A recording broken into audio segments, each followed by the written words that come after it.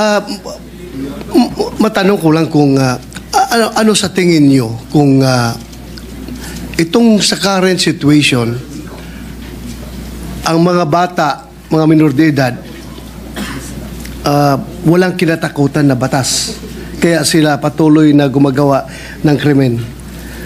Kung tayo'y gagawa ng batas na babaguhin natin yung current na batas, i-amendar natin yung current na batas at pababawaan natin yung age of criminal liability, do you think magkakaroon ito ng epekto sa utak ng mga kabataan pagdating sa pag-commit ng krimen?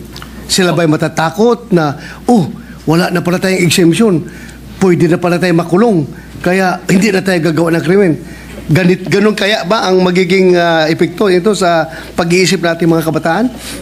Malakas po ang aking paniniwala. Unang-una po ang pag nangyari po yan na maamendahan natin at na-aproban po yan at naging batas, naniniwala po ako na unang makikinabang dyan ay yung magulang. Kasi yung magulang po, yan yung unang konsentidor eh. Katulad nga po ng sinabi ng ating idol, Senator Raffy, ginagamit pa po. Totoo po yun ha. Pati po doon sa Camarines Norte, nung aarestuhin yung bata, ang unang pinakikita po nung magulang ay yung birth certificate. Totoo po yun. Ginagawang tsapa yung birth certificate. So siguro po, mas malinaw ko pong sasabihin sa inyo na kapag ito po ay naging makatotohanan at nangyari yung amenda, ito po ay hindi lang yung bata.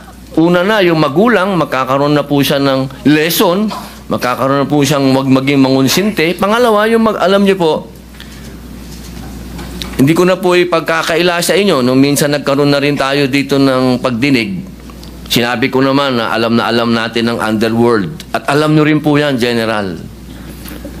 Ang unang mga inaalagaan talaga ng mga sindikato, bata. Huwag na po natin yan i-deny. Kasi yan po ay makatotohanan. Kahit po sa bilangguan, ang unang-unang inaantay na dumating dyan, yung inosente at ignorante, yung walang aral, bata, kasi yan ho'y madaling doktrinahan. Isipin nyo, sa kalsada, sa ngayon, kung itong ganong klaseng paniniwala ang ihaharap mo sa mga bata, sige, gawin mo yan, hindi ka makukulong. Yung lakas ng loob ng kabataan natin, dadagdagan mo pa ng tsapa. Tsapa yun eh. Hindi ka makukulong. Kaya ang kailangan lamang po natin, may batas na kakatakutan.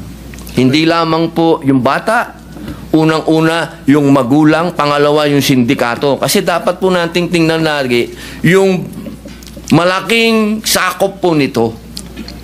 At diyan po sa kalsada, tandaan natin, ang vulnerable dyan, bata. At lalo na po, pagdating po dyan, sa usapin ng manonood ka dyan, ng kung ano na napapanood natin sa social media, bata pa rin. Kaya hindi napakahirap tanggapin na pag nakagawa na ng krimen, ang sasabihin sa'yo, bata yan. Pambihira. Saan naman naging bata yung gumawa ng heinous crime? Totoo po yun, Mr. President, good sponsor. I just would like to share with you my personal experience pagdating sa modus operandi ng mga criminal syndicates using bata. Ito po yun. Isa, nung meron kaming, nahuli na puser ng droga, ininterrogate namin kung saan galing yung kanyang supply. Sabi niya, galing daw sa Cotabato. So, paano nakarating sa Davao yung supply na yan? Ganito, sir, ganito. Kuninto sa akin. Yung pala, kahit anong gawin namin checkpoint doon sa border ng Cotabato at ng Davao City, walang mangyayari. Dahil, alam mong ginagawa, meron silang bata na ginagamit. Ang bata, pinapasundo doon sa labas ng boundary, binigay yung cake, cake. Sa loob ng cake, nandun ang shabu, tinago. So, pag bata dadaan sa checkpoint, ano yan? Sir, cake ito, sir. Padala ng deliver doon sa my birthday.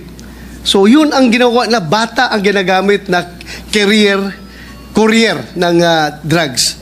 Now, isa pa, yung akyat bahay gang.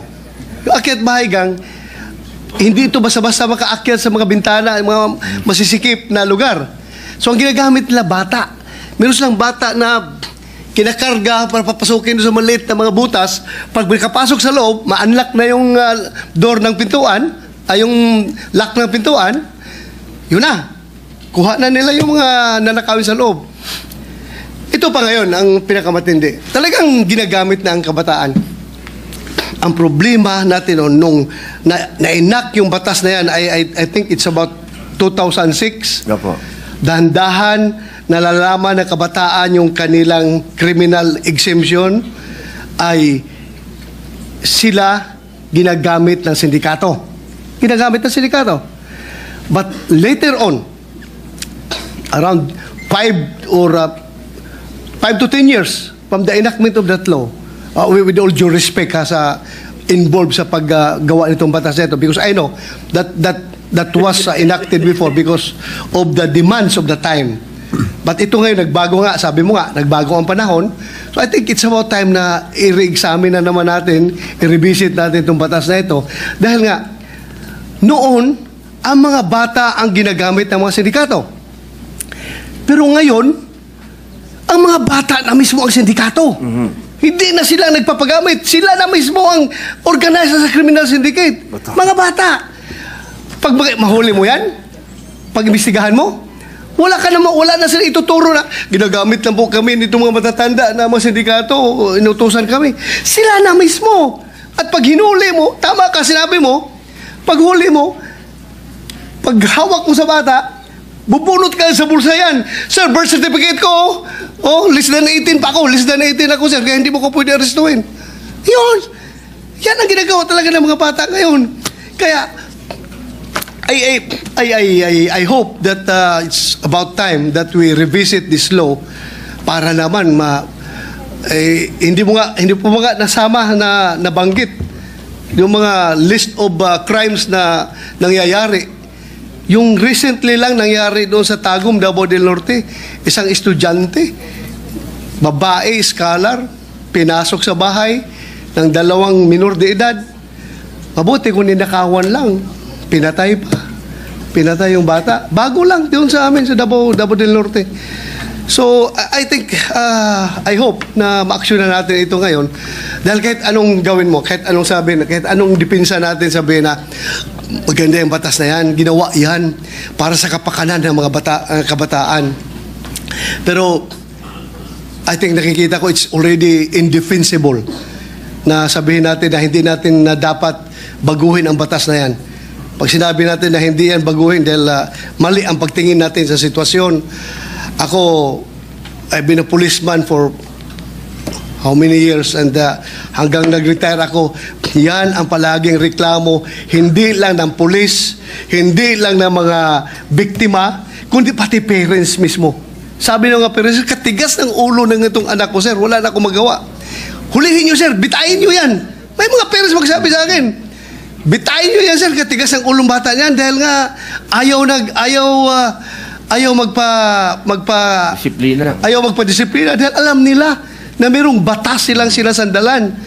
Kaya siguro, it's about time lang, Mr. President, good gentleman. Maraming salamat po sa pakikinig mo sa aking sinishare. Thank you po.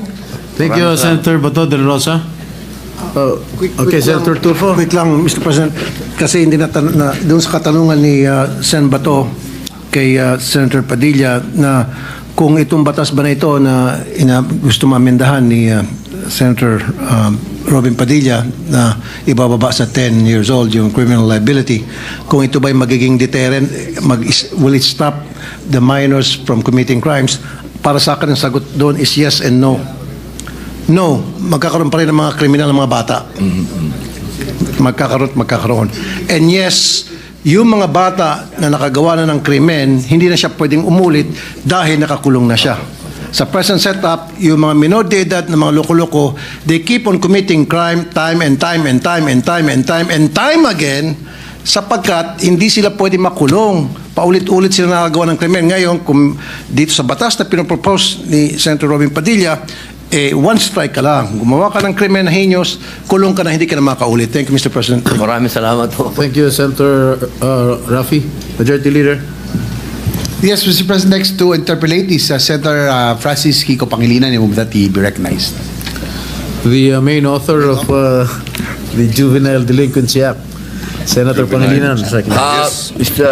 Ginoong Pangulo, bago po umpisa si Senator Kiko, gusto ko lamang po siyang batiin at siya na po ang chairman ng Constitutional Amendments and Revision.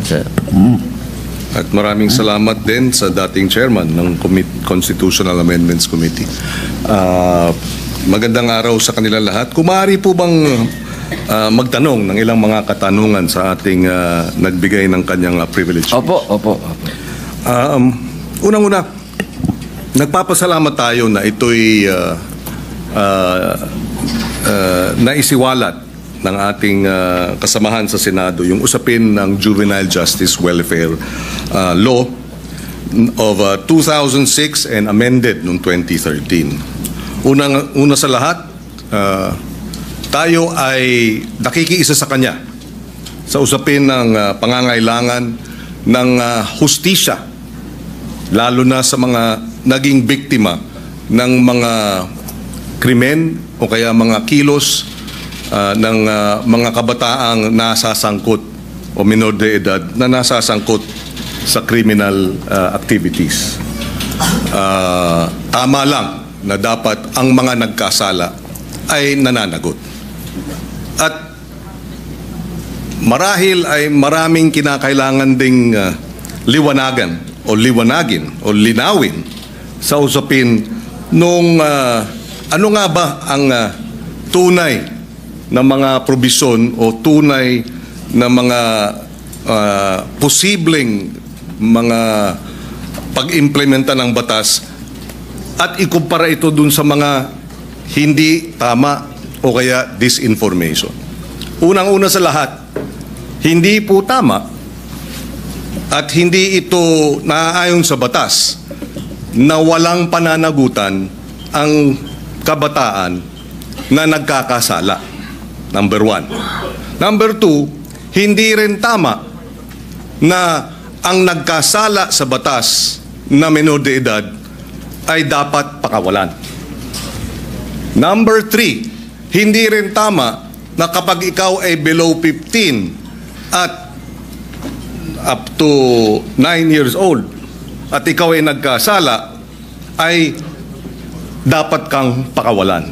Maliwanag, noong 2006 na ipasa yung batas, nakita ang ilang mga naging problema sa implementasyon ng batas.